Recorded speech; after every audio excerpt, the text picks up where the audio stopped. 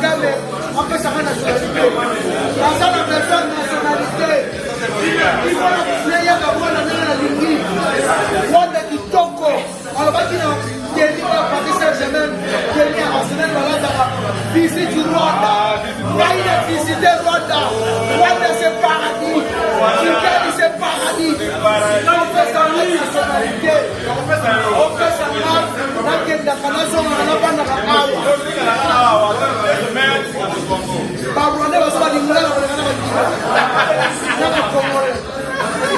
Papa Kagame, je t'aime. Kigali, je t'aime. Kigali, je t'aime. Papa Kagame, je t'aime, papa. Rwanda, c'est paradis. Kigali, c'est paradis. Visite Rwanda. Visite En tout cas, na okoma na mukando na okoma na mukando nazala besoin mukanda oyo baza ba Rwandais ba Congolais ke baoloba lingala kitoko parce que toza famille faut que tu tika kwa mrefi ya batu faut Congolais beka na France, tika ba Rwandais, ba mesana, bazala na ba Congolais, na famille, ça famille. Kitoko et puis là on a découvert bah c'est Rwanda mai. Ba Rwandais si mai. Bah c'est Rwanda mai. Et mai et bima mai. Merci beaucoup. Monsieur Dam, bonjour, merci de nous être fidèles sur BM Opinion Télévision. Nous sommes là pour vous informer, nous sommes là pour analyser sur plusieurs thématiques de la République démocratique du Congo, comme d'habitude. Nous sommes toujours là pour décrypter ce qui est comme information. Mais aujourd'hui, j'aimerais vous parler de la stratégie du Rwanda contre la République démocratique du Congo pour actualiser la guerre, pour créer de la zizanie, pour créer des atrocités en République démocratique du Congo. Aujourd'hui, vous savez bien que l'état de siège est en train de faire un bon travail, il faut le dire, après que le président de la République ait décrété l'état de siège conformément à la Constitution. Il y a eu des avancées au niveau de l'Est de la République démocratique du Congo. Aujourd'hui, c'est vrai que les tueries ne sont pas comme c'était à l'époque de Kabila ou avant Kabila. On peut dire qu'aujourd'hui, il y a aussi à 75% une paix qui commence déjà à régner à l'Est de la République démocratique du Congo, peu importe la mauvaise volonté de certains acteurs politiques pour eux qui ne veulent pas qu'au niveau de l'Est de la République, que les choses s'améliorent. Mais on peut le voir, on peut le constater que des villages récupérés par l'armée congolaise, on peut voir des territoires, des chefferies, tout ça, ça a été récupéré par l'armée congolaise. Il y a deux avancées et aujourd'hui, il faudrait maintenant y croire qu'avec la volonté du gouvernement, avec la volonté du président de la République, on peut aujourd'hui être heureux. Il y a comme on a que l'Est de la République, et on dit maintenant qu'on retrouve Saver Nango Yamalam, puisqu'il faut le dire, la partie Est est une partie stratégique, une partie qui a des immenses ressources naturelles, le cuivre, le colbart, l'or, les diamants, tout ce que l'on peut dire, toutes les richesses, hein, c'est en République démocratique du Congo et aussi précisément à l'Est de la République démocratique du Congo.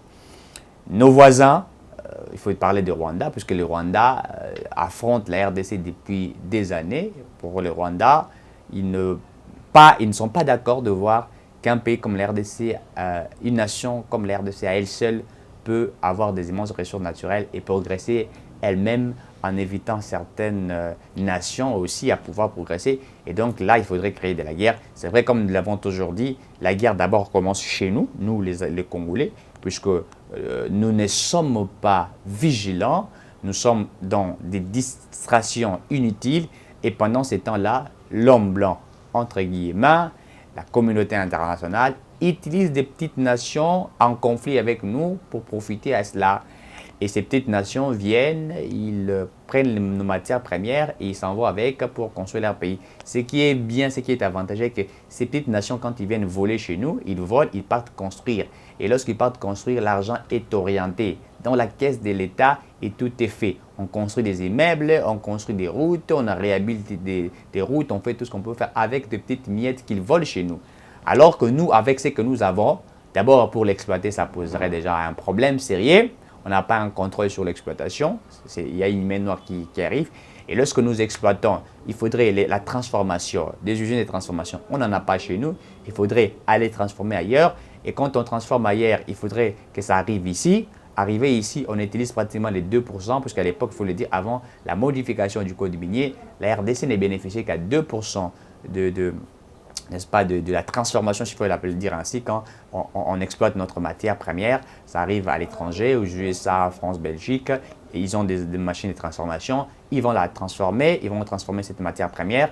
Après l'avoir transformée, ils vont nous amener les 2%. C'est avec ces 2% que nous travaillons avec ici en République démocratique du Congo. Mais vous allez voir que le 2% qui est arrivé, c'est vrai que le 2% n'est absolument rien, mais au lieu que cela soit affecté dans la caisse de l'État, mais c'était des individus qui prenaient cet argent-là, qui volaient. Les RDC ne bénéficiaient peut-être qu'à 0,0 quelque chose de pourcentage. Les autres, c'était des acteurs politiques, c'était des ministres, c'était des sénateurs.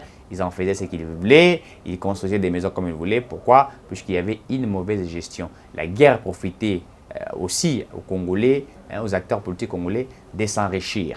Alors que ceux-là qui exploitaient nos minéraux, avec le peu qu'ils recevaient, ils ont orienté ça. Aujourd'hui, si vous allez par exemple dans les pays comme le Rwanda, vous allez trouver qu'il y a des avancées plus que la RDC. C'est un petit pays, mais qui a eu des avancées. Le Rwanda, l'entreprise de transformation de l'or, le Rwanda, la transformation de diamants, le Rwanda, le cuivre. Il devient le premier pays exportateur de cuivre en Afrique. Donc ça laisse à désirer. Il faudrait vous dire, lui d'abord le Rwanda, si nous regardons, le Rwanda n'a pas de ressources matières comme le coltan, cuivre, diamant, tout ça, ils n'en ont pas. Le Rwanda n'a que l'agriculture, la pêche et l'élevage. C'est un pays où, c'est la terre, leur terre ne sert qu'à cultiver. Hein? C'est ça vraiment la richesse que le Rwanda a. Mais on s'étonne aujourd'hui que cette nation, aujourd'hui, a plus de matières premières que d'autres nations, alors que ces matières ne sont pas produites chez eux au Rwanda. Mais c'est produit chez nous. Et là, ça laisse à désirer. On comprend exactement qui sont derrière ce qui est en train d'être fait.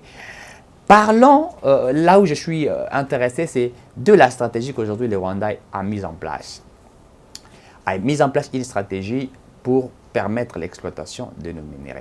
J'ai suivi une vidéo de M. Jean-de-Pierre Badiata, qui est un notable du Congo central que je salue en passant.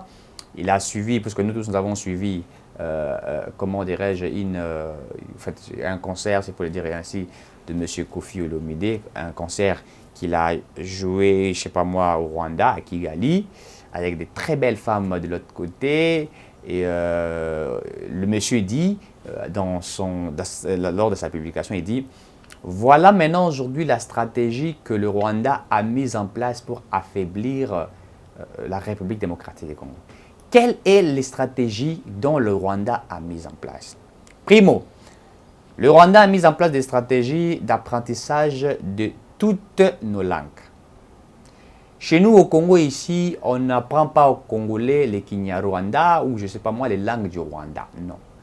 Mais au Rwanda, le Rwanda a mis en place une structure où on apprend aux Rwandais toutes les langues de la République démocratique du Congo. Pourquoi? Puisque le Rwandais qui naissent aujourd'hui, on les dit par certaines personnes que le pays que vous voyez là est le nôtre. Peu importe le temps que ça prendrait, nous allons le récupérer puisque c'est notre pays, ça nous appartient. Et pour déjà préparer cette relève, il faut le dire ainsi, le Rwanda, n'est-ce pas, enseigne aux Rwandais la langue congolaise, le Lingala, le Kiswahili. Bon, d'abord, ils connaissent déjà les Swahili, les Swahili du Congo, il faut dire ainsi. Ils apprennent les Chiluba, les Kikongo, les Kitetela, je dis bien toutes les langues de la République démocratique du Congo. Je ne parle pas ici de la langue nationale ou de nos 4 langues nationales. Ici, je parle de toutes les langues de la République démocratique du Congo. Donc là-bas, ils ont un laboratoire où on apprend aux Rwandais. Et qui apprennent aux Rwandais toutes ces langues-là? Ce sont des Congolais qui sont allés travailler là-bas. On les a mis dans des conditions normales, qui peuvent se retrouver, n'est-ce pas?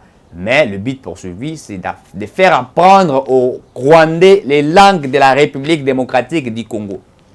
Deuxièmement, pour affaiblir le Congolais, le Rwanda a mis en place une stratégie, je peux appeler ça diabolique, machiavélique. Les femmes rwandaises aujourd'hui ils ont accès à venir faire de la prostitution en République démocratique du Congo, cibler des autorités de la République démocratique du Congo, les affaiblir pour comprendre les stratégies qu'ils mettent en place, les stratégies sécuritaires, économiques, etc. Donc, ils vont envoyer les femmes rwandaises qui sont très belles à voir et qui ont une stéatopégie avancée d'une manière exagérée. On les envoie au Congo. Ils vont faire des enfants avec des autorités congolaises. Ils vont faire des enfants avec des Congolais. Et ces enfants-là vont se mettre au Congo et ils vont hériter de la nationalité congolaise conformément à la Constitution. Et qu'est-ce que ces femmes feront? Ils sont là pour affaiblir les autorités de la RDC, apprendre, puisque quand une autorité, il est avec une femme très belle et tout ça, c'est facile. Vous savez que les hommes, des fois, devant les femmes, sont faciles. Vous voyez, il suffirait que la femme commence à demander tout pendant ces bons moments de sentiments, ils vont se laisser faire, etc. Et donc, ils ont mis en place cette manière, cette politique de faire les choses. Affaiblir, apprendre, n'est-ce pas, comment les choses se font. Comment les choses se font de ce côté-là. Quand je disais les choses se font, c'est-à-dire comment affaiblir le gouvernement congolais tout en envoyant les femmes du Rwanda en République démocratique du Congo. Et quand on envoie cela, voilà ce qui doit être fait. On va connaître les systèmes de notre pays. Et par là, on peut savoir qu'est-ce que la RDC met en place comme système, qu'est-ce que la RDC met en place comme stratégie militaire.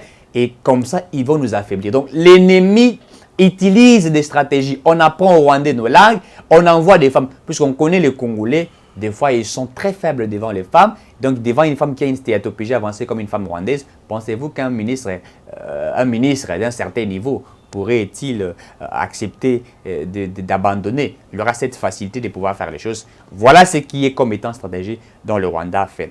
Et ces femmes vont venir mettre, pas simplement avec des autorités, mettre aussi au monde avec des villageois qui sont tout autour des villages. Puis ces villageois vont leur permettre de courir Sabango. Au monde koto, ils ont beaucoup de ça la COP à minérer. Au monde koto, tout ça la gouvernement tel.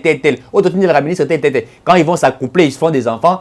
Bah tonabango bazar au kota wana, ils viendront à un certain moment na tomba bah ils vont ces villages, bah ils vont minérer bah kei. Et ces femmes là vont continuer à avancer au fur et à mesure ils avancent. En fait, c'est une stratégie de guerre qu'ils ont mise en place. Puisqu'ayant compris que sur le militaire, là, ils n'ont pas encore l'accès d'envoyer leurs militaires, de s'affronter comme ça a été le cas. Maintenant, c'est une stratégie qu'ils ont mise en place là-bas.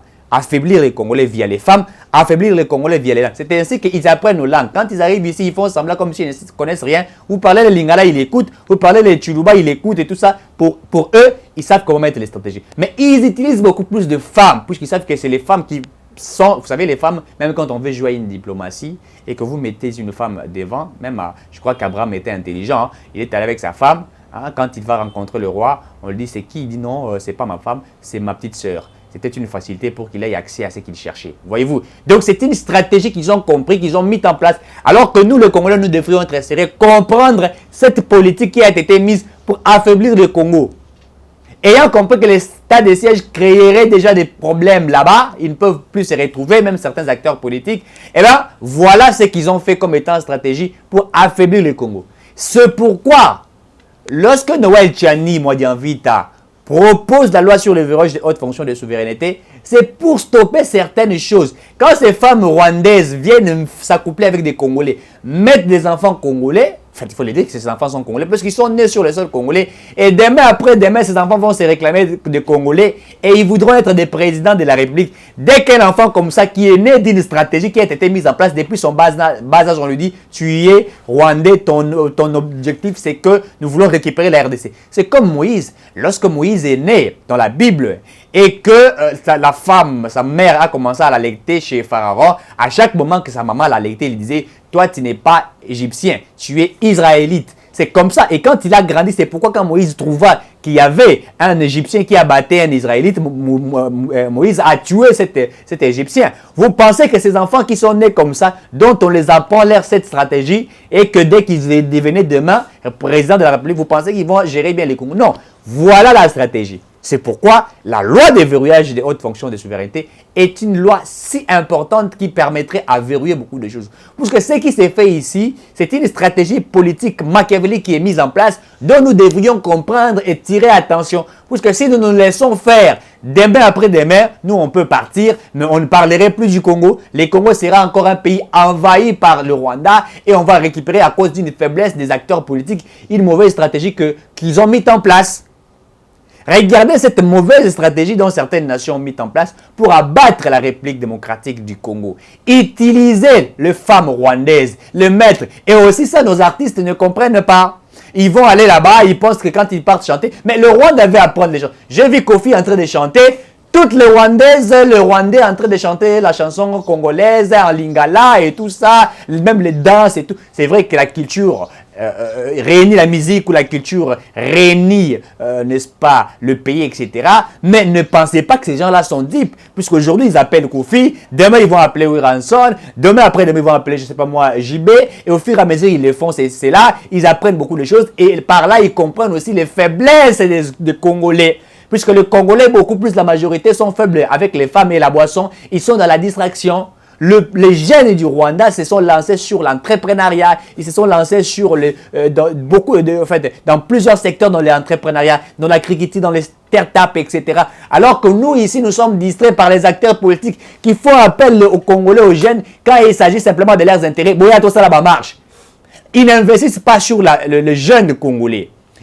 C'est vrai qu'on a vu sur le chef de l'État qui a joué une politique importante, il faut le dire, mettre un peu de moyens pour les petites et moyennes entreprises, mais ça ne suffit pas. Il faudrait investir sur cette jeunesse pour que cette jeunesse comprenne qu'elle doit prendre ses responsabilités. Alors que le gouvernement rwandais a investi. Les jeunes entrepreneurs, quand vous suivez le Voice Africa, vous suivez les chaînes, internationales, vous comprendrez que ont investi certainement sur la jeunesse du Rwanda, et c'est pourquoi ces jeunes-là apprennent dans beaucoup de choses et ces jeunes-là impactent même.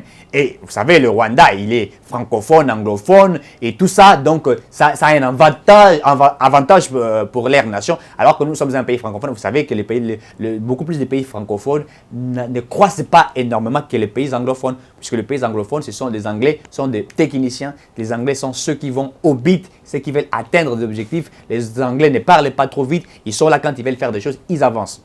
Alors, nous ici, nous sommes dans la distraction. Qu'est-ce que fait Fayoulou? Fayoulou est en train de danser à gauche et à droite, ou au Madouaté et tout ça. Et c'est ça la politique congolaise. Qu'est-ce que fait Moïse Katumbi? Oh non, il va parler à ses frères juifs. On ne veut pas que je devienne Congolais. On ne veut pas que je devienne président de la République. Voilà la distraction qu'on amène des Congolais. Voilà ce que les acteurs politiques veulent amener les Congolais. Alors qu'il y a des nations qui mettent sur leur table, ils mettent sur leur table la RDC, ils font des études comment fragiliser la RDC. Ils font des études comment épuiser les richesses du Congo. Ils font des études jour et nuit. Ils vont chercher des investisseurs ailleurs. Ils vont chercher des hommes d'affaires ailleurs, des hommes puissants ailleurs. Où ils font des études sur la RDC. Comment déstabiliser la RDC. Pendant ce temps-là, nous sommes dans une distraction.